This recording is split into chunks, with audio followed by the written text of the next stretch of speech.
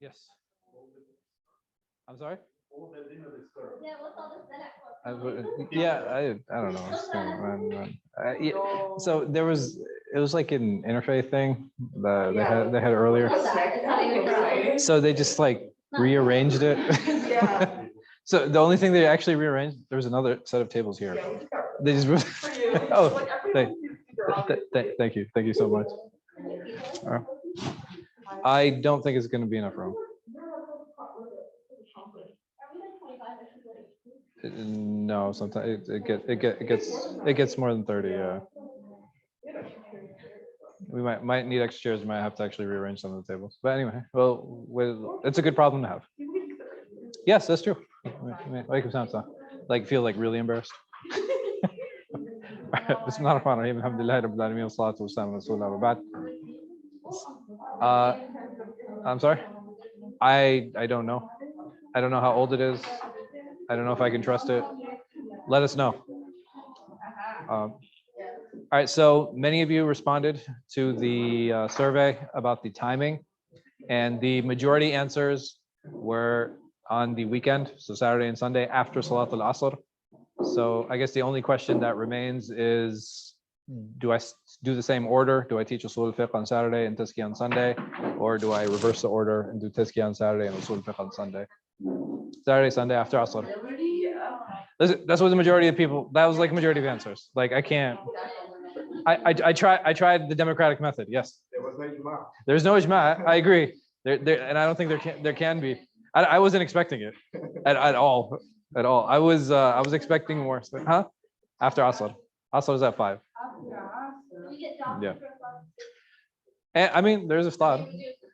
Yeah, iftar is free regardless. Like it's not like iftar is a problem. Free of thought. I was actually expecting more people to say like one night after Taraweeh, but I was totally after. No, so like because after Taraweeh, after we finished, like half hour later, there's Qiyam. So I imagine like, okay, people they'd probably come after Taraweeh and stuff. I mean, I can. No, I'm saying like I can. It doesn't like, you know what I mean? I can just kind of impose, be like, yeah, Wednesday night we're doing it after Taraweeh. Like it wouldn't be ideal, but you know. Like on a weekend after Taraweeh. But I tried being nice, so. Huh? I know what I'm looking for. Huh? No. It's everybody knows now. That's true, but like I said, I wanted to be I wanted to give choices. Alhamdulillah. So.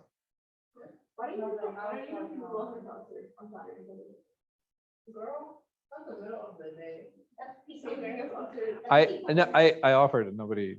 Yeah. Like so Fajr and Dhuhr were like nobody chose them. I think a lot.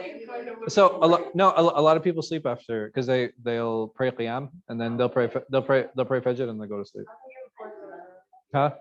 I can, but I mean you get. I don't. Wait, did you guys even take the survey? Yeah, you did. Okay. I know I voted for because yeah, because I was gonna say like if you didn't take the survey, you have no right to speak. So these were some of the things that we had started speaking about last week on some of the basically responses that Ibn Hazm had against the use of analogy or against the use of qiyas.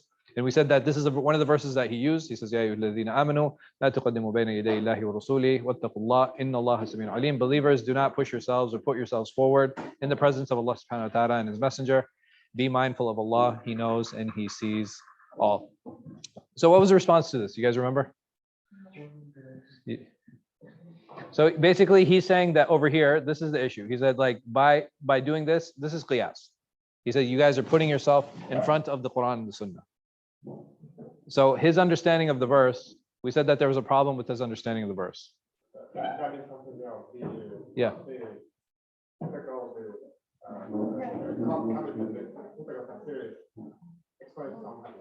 Right. It does explain it differently. How? Yeah. So basically here, لا تقدموا بين يدي الله ورسوله is you are putting yourself in front of Allah and His Messenger. When you basically Ibn Hazm's arguing based on this verse, you can't do qiyas, you can't do analogy. And why can't you do analogy? Because analogy is actually you're putting yourself in front of Allah and His Messenger.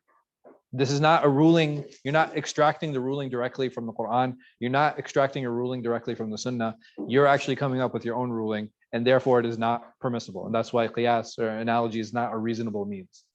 And we said that the only way to answer them is to actually say, okay, is that what this verse is talking about? Do you guys believe this is what the verse is talking about? Or yet you're like, yeah, qiyas is whack. Yes. You're just kind of lost. Ibn Hazm has a good argument. He does. But basically here, Ibn Hazm, he's saying, like, it means don't be rushed. Like, don't be hasty in making rulings. But qiyas, does qiyas come rushed or does it come with thought? Right, there's thought and there's a method and there's an equation that's behind it. There's nothing rushed about it. Yeah, I mean, just in general, like you have a hadith that indicate that being rushed is from shaitan. Allah subhanahu wa ta'ala, he tells us don't be rushed, right? It's very important for us to make sure that whatever decisions that we're making them like in a manner, because what is the problem with rushed decisions? Huh? Why? Versus like if I make a decision, I can make a mistake anyway. Right. So either there's a lack of information or a lack of processing time. Right. Is one of these two things is going to happen when I rush my decisions, and or even in the emotion. Right. And we had talked about this before. Like thinking in the emotion is what's problem, or using the emotion as a driving force for my decisions. Yes.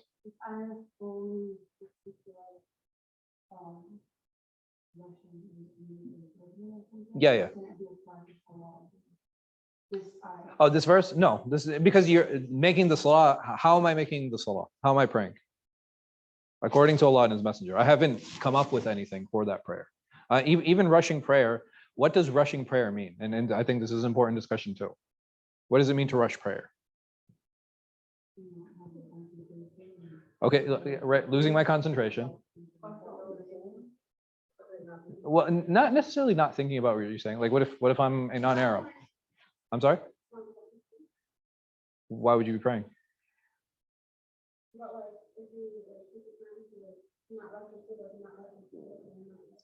I want to define what rushed means. Okay, you're just using a synonym. Yeah. All of the nation are certainly indicators, right? Certainly, yeah, indicators and certainly not good. But I would say rushing is a pillar. But you do not fulfill the pillar. Right. So when it comes to the structure of the prayer, when I actually not fulfill the structure of the prayer, like for example, what did I just do? What did I fail to do here in this situation? Not just take my time. I failed to actually fulfill what? To complete the ruku'. Would you count that as a ruku'? No, right? That wouldn't be counted as a ruku'. This is what rushed means. Rushed means to actually take something from the prayer when it's due its full right. And even if I recite quickly, is reciting quickly wrong? No. Okay. When is it okay? What if my natural talking speed is just quick? What if I speak very quickly? And in turn, I recite very quickly. I know when a man had his animal outside, he left prayer and went to have just he dressed his animal and called him back or something. And the Rabbi said the same. He said like these people have lives, but that's like they have to get back to their that's not exactly what I mean. You know what I'm saying? I think you might be confusing to a hadith. But yeah. A man who was going to pray. Yeah. And the prayer was lengthy. And I think he had left prayer. No, that's what I'm saying. I think you're too confusing to a hadith. One is the one of tying the camel. The second one is the hadith Mu'adh. And in hadith Mu'adh, there was a man who would come to prayer. He would see who's leading. He would pray 4 rak'ah, only reading Fatiha, right? In every 4 rak'ah, and he would leave. So they went to Mu'adh and they said, Mu'adh, yo, there's this guy who comes late. He makes 4 rakah and he leaves. So Mu'adh was like, he's like, call him to him. Call him. He was like, and he said to him, he's like, you pray too long. He was like, you're a munafiq. and then what the man, the farmer, he's like, okay. He went to the Prophet ﷺ and he's like, hey, Mu'adh is calling me a munafiq. So the Prophet ﷺ, he called for Mu'adh and he said to him, what's going on? He was like, I go and I lead prayer. And this guy, he only reads Fatiha behind me and he leaves. He doesn't join the congregational prayer. So I called him a munafiq. And he asked the farmer, he said, what's going on? Why are you leaving the prayer? Or like, why are you praying by yourself? He's like, he prays too long. Like he recites like long verses and long ayat, like, long surahs. And I don't got time. I have to wake up early in the morning. I got work to do. The Prophet ﷺ, he turned to Mu'adh and he said, "Afattan anta ya Mu'adh?" He said, are you putting people in fitna? Are you putting people in trouble? So what can we benefit from this hadith? If there are cases when we should think of the congregation behind you. Okay. So think like Abdul Basit, but there are people who have their life. Sure. I think that's a good point. But when do I think of my congregation? If I'm leading prayer, when should I think of the people behind me? Okay. All right. Yeah, the fard. I'm not like Taraweeh, who cares? Like, because even Taraweeh, if I'm praying and I'm like, man, this is taking too long, what can I do? I can just break my prayer and leave. I don't have the same facility for the fard prayer. So in the fard prayer, you guys are saying if there are babies, right, I should take work schedules. What other time should I take care of the congregation? Okay, if there are seniors, good. Every time. Like there's never a time I should not worry about the people who are praying behind me. Huh? We don't know, right? So the thing is, when I'm dealing with the congregation, I should always deal with them, assuming that there's somebody who's sick, somebody who has to go to work, and it doesn't matter if it's during the day or during the night. Are there people who work night shifts? Right? They're being nice to them. I don't know, like that. I think that's less the imam and more the first row, right? They need to be nicer. So, and then there are people who have children at home or whatever the situation might be, but being the head of the congregation, you should always take care of the people in the congregation. And what is the easiest way to do that? Reciting short surahs. If I recite short surahs, I have fulfilled the obligation. It has allowed people to pray, and anybody who's in a rush, or anybody who's sick, or anybody who's ill, or anybody who's elderly, they have fulfilled it as well, and they can now leave. Now it is my turn to pray my sunnah. Who should I worry about then? Myself. Like it doesn't matter. It's like, oh, why are you taking 2 hours to like make a rakah? There's an old man who felt shy. He was seeing when he saw you praying. Who cares? Like it's my prayer. I can make it as long as I want. But when it comes to the congregation, I should try to make it a reasonable amount. I should try to make it a reasonable amount. It doesn't make sense to elongate it. Because the other thing that happens, and I'm sure this has happened to many of us, when the recitation is really long during the obligatory prayers, and maybe even during Taraweeh, what happens to me as a musalli, as a ma'moom? Like I lose my train of thought, right? I lose my focus. And the moment I've lost my focus, what have I done? Right? I've broken a portion of my prayer. So why should I, as an imam, allow the people praying behind me to break a portion of their prayer or cause them to lose their khushu'? Is that fair? No, you don't. Because the thing, losing focus or being distracted during prayer doesn't actually break the prayer. The only thing that mentally would break the prayer is what? Do you guys have any idea? What would be the thing that broke my prayer? Huh? Right, the moment I change my intention. If I'm praying Salat al-Luhr, I'm in the second rak'ah, I'm like, oh man. Or I'm praying Asr, and I'm like, man, I forgot to pray Luhr. Bam, let me switch it over. Can I do that? No, I can't. Why? Because the moment I broke my intention, I broke my prayer. So it's important as an imam to keep these things in mind. Oh, and you went back? So you broke your intention twice. Oh, is it cancel? Like intention cancel? So and no, the thing is, once it's canceled, right? Or once you make that change, it's shifted.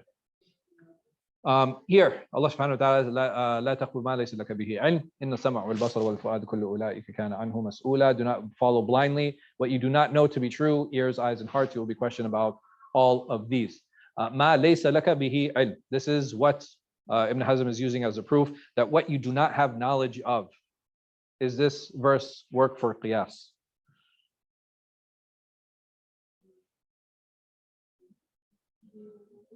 No or yes? Why? Why not?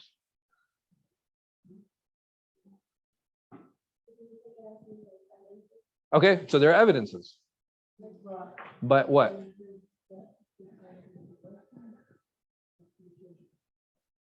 Should what? This is qiyas. The question was here that this is a proof that Ibn Hazm uses to show that using qiyas is not valid. And what does he use? He uses this. That what you do not know to be true. Well, again, the tafsir is different. It means something else here, meaning, like, for example, Qur'an would say these idols are only intermediaries between Allah and us. So Allah could be referring here. What are you talking about when you don't know? So I think the tafsir is consistent. I think the application is the problem in this situation. In the previous one, the tafsir was the problem. In this one, the application is the problem.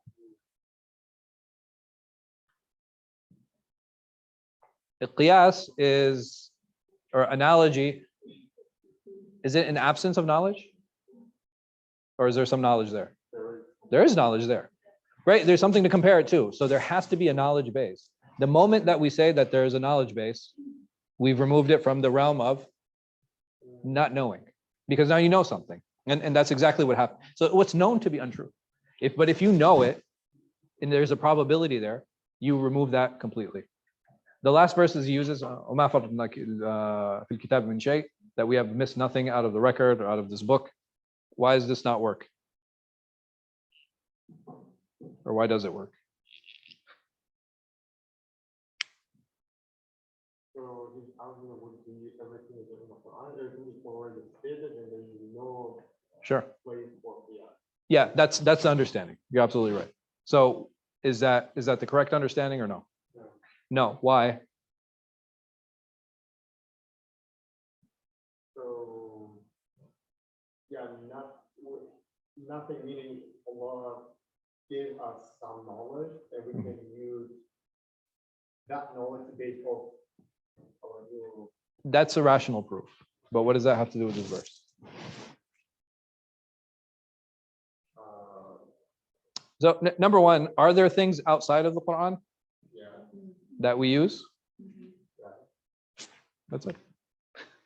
Right? It's a general verse. It's not, it doesn't apply specifically to what he's trying to apply it to. And when it comes to specific application of generalities, even that is a science in and of itself. And it's important to understand when and how to use that. We had mentioned there are some rational proofs. Can the Sharia that came down on the Prophet Muhammad speak about every single issue that will come until Yawm al-Qiyamah? No. Was that the purpose? No. The purpose to what was to what? Right, to give principles, to lay down ground rules, to make sure that you can draw analogy on these things later. Yeah. Modern times, like there is constitution, there are all kinds of codes. When you pay your taxes, you don't refer to the constitution, you refer to the tax code and other laws. Yeah. Yeah. No, the groundwork is all there, but did they have factories during the time of the Prophet ﷺ? No. So how do you give zakat on a factory? Like there has to be an element of qiyas that's applied there. The type of land development that we have now today, they didn't have that type of land development today. How people transport themselves, right? Using a plane, changing time zones, like all of these things, they're very unique situations that weren't applicable during the time of the Prophet Muhammad sallallahu alaihi wasallam. Is it permissible to make tawaf in a helicopter? I mean, like they didn't imagine like there was helicopters back then. So it's there has to be an element of application and analogy that we can actually apply to those. Allah subhanahu wa ta'ala, one of the other rational proofs is, like you had mentioned, Why would Allah give us the ability to extract reason, like, and to extract purpose behind things if He intended for us not to use them? And in addition to stating the reason sometimes, what would be, if the idea was to completely submit blindly to everything that we were given and not be able to extract from that, why give reasonings for them? And not just give the reasonings, why give ability?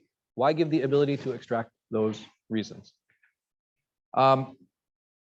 Qiyas brings probability to a solution, and it gives probability to an answer. And probability, especially good probability, can be used to derive and make rulings in a court, let alone in the Sharia. There are some proofs from the Quran that some of the scholars use to prove that qiyas is valid. The first one is that فَاعْتَبِرُوا يَا أُولِي الْأَبْصَارِ, that learn from this, all of you with insight. So over here, where's the proof that they're using? How is this a proof for qiyas? How is this a proof for analogy? Huh? It isn't. Okay. Or it is. Huh?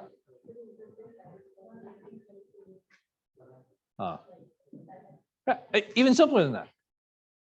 Learn. Like, learn what? What am I? Take these as lessons. Take all of these things that I am giving you as lessons so that you can what? Draw analogy on them and apply them. So i'tibar, right here, this is what many of the scholars say that as a proof for qiyas. Here, فَجَزَاءُ مِثْلُ مَا قَتَلْ مِنَ النَّعَمِ يَحْكُمُ بِهِ ذُو عَدْلٍ مِنْكُمْ. That if someone does so intentionally, the penalty is on the offering of a domestic animal brought to the Kaaba, equivalent as judged by two just men among you to the one he has killed. How is this a proof?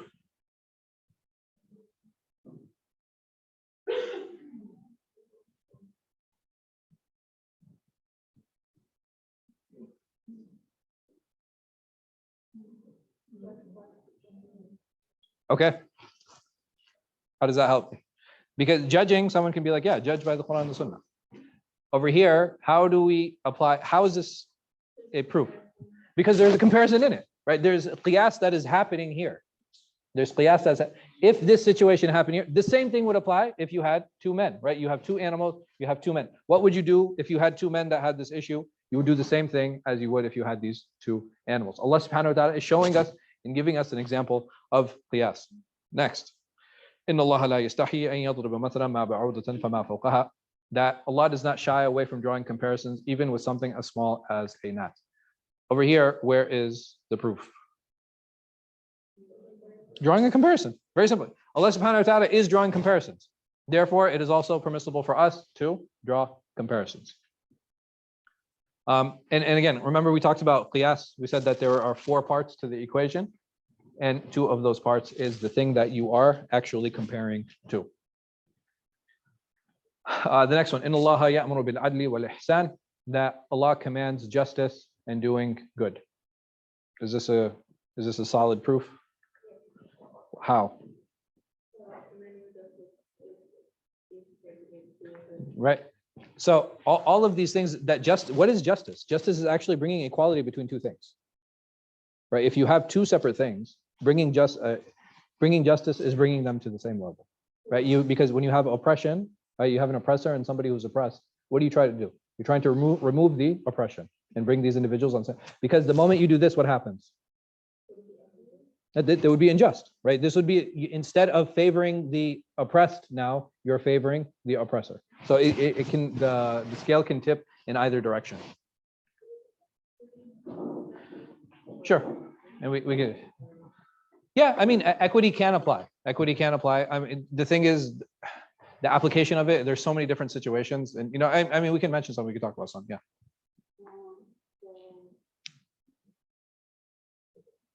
So how about, can you mention, like, you know how some they say that women cannot be a judge or in a position of power, or Yeah. because the one hadith is Prophet So right hadith. No, it's sahih. When he said people who put a woman As it will never succeed. Yeah. will never prosper. Yeah. And then they use that as like an evidence to say that Yeah. Now, so I decided it's going to only criticize her, if I'm not mistaken, Her belief. worshiping the sun and Yeah. something like that, and he actually praised her for Being just. being a wise ruler Yeah. amongst the men. Yep. So can that be something like- So that's less of an issue of qiyas. That's more an issue of understanding and ijma'. Because we had talked about this before. We said that there is ijma', there is a scholarly consensus that women cannot be political leaders. And we said, can this ijma', is it one that can be challenged? And you do find a handful of scholars who do. And they explain this hadith that you talked about. And one of the examples they use is with Bilqis. Other scholars, they'll dismiss the story of Bilqis as a proof. Why? Because they'll say it's a different sharia, right? So it's not applicable. But it's important to keep in mind that when Allah subhanahu wa ta'ala praises certain things, can it be used as a supporting proof? I think so. I think so. But is it good enough like to stand alone? Like, does it have enough merit on its own to stand alone and say, well, the Prophet ﷺ said this and Sulaiman said this about Sheba? I mean, about Bilqis. You understand? Yeah. It's just an issue of understanding and an application. And again, are there scholars who challenge this? Yes. And we had talked about one of the issues with this issue was it's not like the Khulafa had a problem, be like, oh man, who do we choose? Ali or Fatima? It was never an issue like, women were wanting to or desiring to even take those particular positions. It was a non-issue for many of them. And even into the Umayyads and the Abbasis, it's not like, okay, the Sultan only has a daughter. What do we do? Right? That this was never an issue that even came up for somebody to even find a need to challenge. So there are a number of ways to approach the issue. At the end of the day, whatever. As the issue of judges, there is valid khilaf. There is valid khilaf. So in which school allows female judges? The Hanafis, right? The Hanafis allow female judges. I don't know if they allow them in. I think there's a difference of opinion and are they allowed to judge in like hudud and right in criminal? I think that's the only issue. But when it comes to like ibadi issues, or when it comes to like muamalat, when it comes to transactions, I believe they're allowed. The only one I can think of that they differ over is corporal and capital punishment. Can a female judge impose corporal and capital punishment? I don't know. I know that there is an exception there. There's a question mark on that one, but the Hanafi school does in general allow it.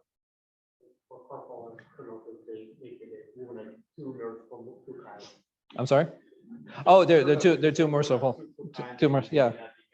Yeah. I mean, no, but I mean, women nowadays, I don't know. But anyway.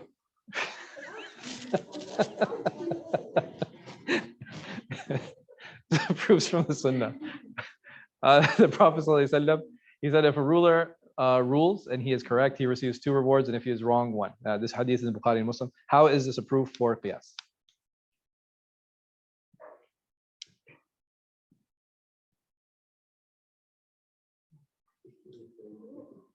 Yeah, I probably should use a bigger font, right?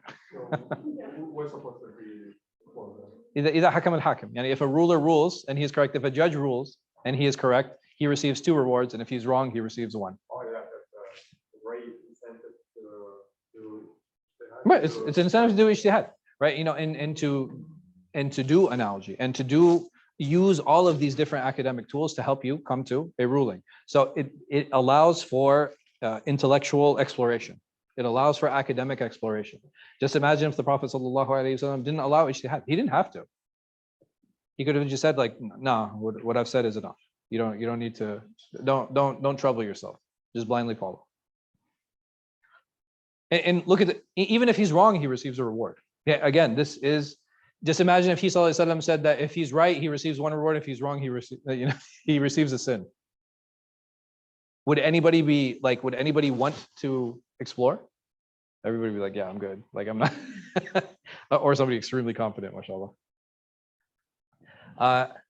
Here the Prophet ﷺ said, if your father had a debt and you paid it off for him, would he not benefit? I said, yes. He ﷺ replied, then Allah's debt is of more right to fulfill. How is this a proof for analogy? Relative, that relative Mhm. had Yeah, there's one for Hajj, and there are some that are missing fasts. He compared that to Mhm. that. He sallallahu alaihi wasallam did qiyas, right? He sallallahu alaihi wasallam, he did analogy in this situation. What did he do analogy of and with? He did analogy with financial debt to a debt to Allah subhanahu wa ta'ala, or a spiritual debt. So he sallallahu alaihi wasallam actually applied qiyas in this situation. Yeah. Is it okay for you to make the Hajj before, or if you decide that you want to take care of their Hajj that you haven't done in your own? It depends on them. So are number one, are they physically unable to or physically able to? No, they're able to. Then you can't make Hajj on behalf of someone who has Or not ability. Not make it on behalf of them, but take care of like the Paying for their Hajj? Yeah. No, it's Before you take even done your own. no. Hajj is a individual obligation, right? Just like I can't pray for my parents, or I can't fast for my parents, or I can't give zakat for my parents. Well, zakat you can give voluntarily, but I can't do those things for them. This is something I can't do for them whilst they're alive and they have the ability to do so, right? So if an individual is, for example, he's a quadriplegic, right, or he's paralyzed and he can't physically go, in that situation. Like if you were to go to Hajj, that's the case. But if you were to take the one for yourself and No. it has to be separate. Yeah. Right. So that Hajj is one of those few things where you can't share the intention with yourself for someone else, but you can share it with like if it's secondary and it actually doesn't oppose it. So for example, if my intention is to make Hajj and to do business, right, that the one doesn't oppose the other. The problem with there's only one Hajj per, like one, what do they call it? One Hajj per person, right? Like you can't do multiple Hajjs. Otherwise, how many people would be like, it's like, you making Hajj, yo, put me on, add me to the list. You have like 4 people making Hajj every year. You can also hire someone to do it on your behalf. I mean, there's, yeah. What if you're capable of doing it? Hajj will do it? Meaning, like if you are capable of doing it for your parents? No, for yourself. No, that situation you can't. That situation you can't. You can. No, so here, If you haven't. if I am financially able and I am physically unable to, then I am obligated to hire someone to make Hajj on behalf. That would be that situation. And the people who are most deserving of being hired are who? Close family, right? So ideally your children, or someone else who is close to you in the family. Umar radiallahu anhu asked the Prophet ﷺ if kissing breaks the fast, to which he replied, do you not rinse out your mouth? So over here, how is this a proof?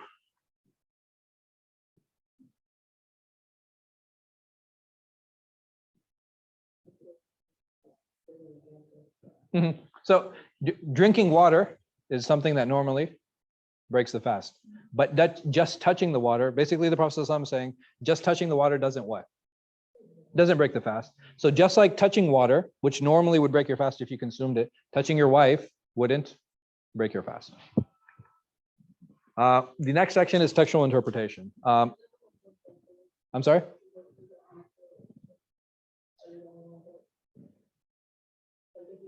This is fast. This is fasting. It's not wudu. Oh, okay. Yeah. That would be really tough. But anyway, textual interpretation. So this section is there are 2 big sections in uṣūl. One of them is dalalat al-alfāḍ, which is textual interpretation, and the next big section would be ijtihād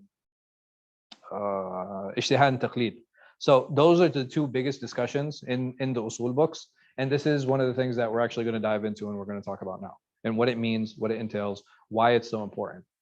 So the means of interpretation is what? Allah subhanahu wa ta'ala gave us what vehicle? What do I have to work with when I deal with the Quran, when I deal with the Sunnah of the Prophet sallallahu alaihi wasallam? What language do I use? I have to use Arabic, right? I have to. I don't have a choice. And because Allah subhanahu wa ta'ala revealed his book in Arabic, because he sent his messenger in Arabic, the only way to extract rulings is in Arabic, right? Why do you think that? Why limit it to Arabic?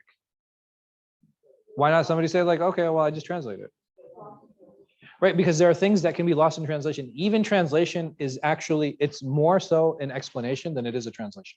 Right, when I'm taking a text, when I'm taking a sentence, or I'm taking a wording from one language to another, I'm making an attempt to explain it. I'm not actually doing a word for word. I'm not taking up one word here and I'm not placing it here. Because what happens is you have issues with order, you have issues with expression, you have issues in understanding. There are a number of problems with it. So when I take something from one language to the next, it's more an issue of explanation than it is an issue of translation. So keeping with Arabic, how do I understand Arabic? How do I deal with the language? What do? I have verses that are in front of me, and those verses, they're full of words. How do I deal with these words? Okay, I disagree. I disagree even more. I'll come back to it. Not to dismiss their importance. Yeah, no, I'm saying, and not to dismiss their importance, but there is something more important. If I'm dealing with Arabic words, what do I need to know? I need to understand the words, not the roots, but I need to understand the root words themselves. Like getting to the roots will help me for sure, but it's not always going to give me the explanation of the use of that particular word. How do I deal? Where do I get the meanings of the words? Google Translate. All right. Google Translate definitely works very well. All right. Huh? Where do I look for these words? All right, Lisan al-Arab is a much later dictionary. And what he does, he just compiled the previous ones. Okay, going back to poetry. Why don't I use like Arabic religious scripture? I'm sorry? Okay, Arabic religious scripture? Okay, it came later, yes. Poetry is descriptive. All right, why don't I just use like their textbooks? Like, if I want to learn English, what's the best way? What's the easiest way to learn English? TV. Allahu Akbar. Go to Pakistan. Study. Okay, but studying English, what does that entail? Really? How? So if I gave you a sentence right here, let's go back. I want you to identify in this sentence the subject, the object, if it's passive voice or if it's active voice. Is that going to help you understand the sentence? Yeah. Wow. Where's the direct object in the sentence? So if you understand the grammatical rules of I'm just asking. I understand the grammatical rules of the language, it helps. I'm sorry? No, you said what? Oh, before that. Over time. Grammar helps the person who already has a base what? Vocabulary.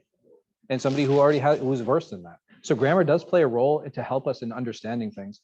But if I don't have the building blocks, if I don't have the words, I can break down the grammatical structure of a sentence and tell you, okay, this is active voice, this is direct object, this is a subject, this is a participle, this is a preposition.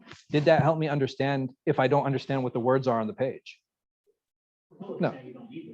I'm sorry? No, but here, in the reason I say this, and I know it was a knee-jerk reaction because a lot of people say, the first thing they come to mind when we talk about Arabic is grammar.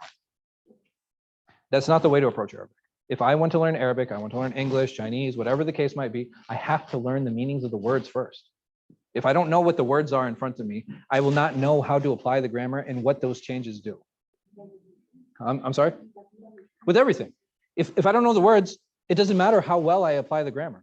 It doesn't matter if I understand what the subject is, or even in Arabic, if I understand what the fa'il is, the maf'ul is, maf'ul bi, maf'ul mutlaq, and like I understand all the mafa'il, if I understand all the huruf al-jar, if I don't know what those changes do to the actual wording and how those prepositions, when they're used with certain verbs, how the meanings change. Like these are fundamental things that I need to know. And the only way to know that is to go back to the original text. And you mentioned poetry. You said poetry because it's eloquent and all those things. Like, why don't I just go back to the classic Arab texts, Arabic textbooks? Ahsant, they don't exist. They don't exist. Like, very simply. It's not like, oh, okay, let me go back to the pagan Arab dictionary and see how they use this word. or let me go back to a pagan Arab literature and sit down and like go through and read all their books. They don't exist.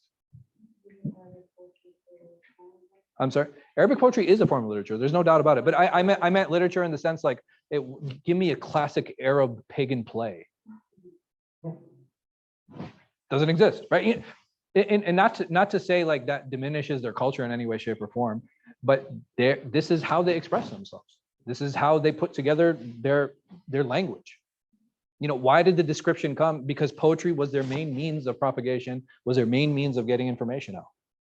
It was a way for some of them to even do propaganda for their tribes, for their cities, you know, for certain individuals within those tribes. So now that I know I need to be versed in Arabic literature, which is predominantly poetry, some of it is nathar, right? So you do have some like not non-poetic written. I don't know how the best way to phrase it.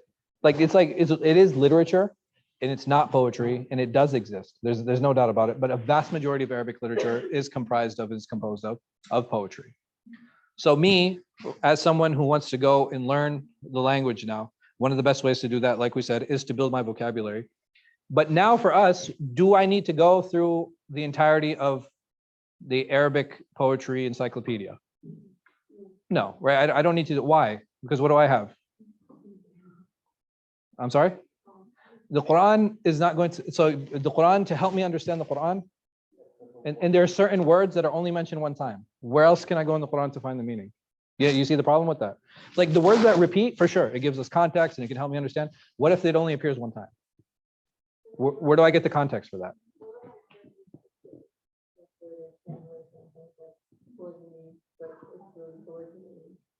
Yeah, I mean that's sometimes that has to do with the ignorance on behalf of the translator. With it, yeah, huh? I mean, so it could be a person can be versed in one language, but it's not necessary he's versed in the other. A person can be versed in both languages, but it doesn't mean he's a good translator, right? Because sometimes you're not able to express certain ideas. Even myself, for somebody who learned Arabic, there are certain words I know in Arabic, I don't know how to express them in English. And there are certain words in English I don't know how to express in Arabic. I'm sorry? Sure. I mean, for somebody, if somebody asks us many times the meaning of a word in English, we'll give a synonym, just like Iman did. And that's not wrong, right? Because we use one word in relation to others to help us understand what those words mean. But in Arabic now, there's something that we have that helps us, and it kind of gives us a little bit of a shortcut. And what are those works? What is those set of works I can turn to help me understand? Words. No, I'm not talking about tafsir. Tafsir is by extension dictionaries, right? I'm supposed to turn to dictionaries. How were these dictionaries put together? What did they do? I sent. Sure. So they did a survey, and that's literally what they did. They did a survey. A dictionary is a summary of their readings. What did they do? They took as much Arabic literature as they could.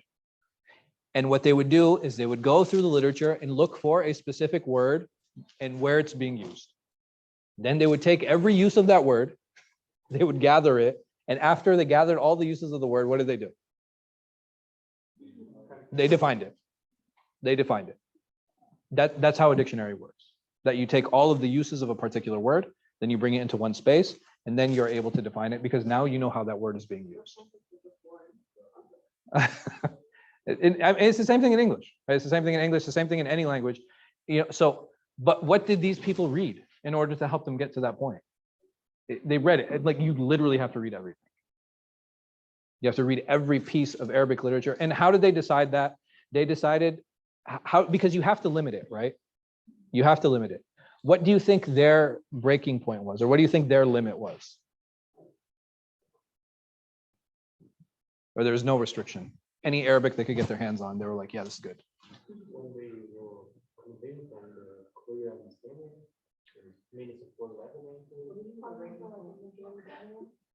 Okay, all right. So I think dialects is something that's important. We'll come back to it. So the breaking point meaning like, okay, when did they say, okay, from this point, that's it. Right? Because like, what did they use to define their definitions? Right? So what did they use to kind of limit this? Because you can't just go and grab everything. It's going to be overwhelming. And anytime you do any type of research project, you have to put some limiting scopes on it. What limiting scope do you think they use?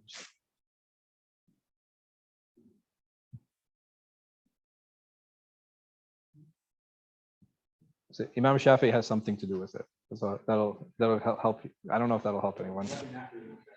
Basically. So basically, Imam Shafi was considered the last of the fusaha, of those who were considered eloquent in their Arabic and who could actually be used as a means of helping to understand the language. Why? What happened after that? Or what happened after him? Eloquency didn't die; it stayed. Exactly. There are too many non-Arabs mixing into the Arab population. And what happens when you mix all of these different people? The language changes. It's very natural, right? You start introducing words and you start introducing concepts that were foreign to the previous ideas and the previous culture. So the thing is, there might be a certain use of a particular word that just completely is removed and it changes. And that's what happened with, you know, the people who were famous linguists, people who were famous grammarians, people who were famous morphologists. All of these individuals, they kind of set this breaking point saying, hey, okay, hey, listen, we have to put a limit on this, otherwise it's going to be too much. And we have to make sure that the language was as pure as possible, in addition to how the words are being used, right? So it's possible that words continue, but they change a lot. Arabic is one of those few languages that is relatively unchanged. And Shakespeare, how long ago was it written? You guys have any idea? Huh? Like around 400 years ago. 400 years. Arabic is older than 1400 years. But we'll continue this conversation next time, inshallah. Allahu a'lam wa sallallahu ala khayri khalqi nabiyina Muhammad wa ala alihi wa sahbihi wa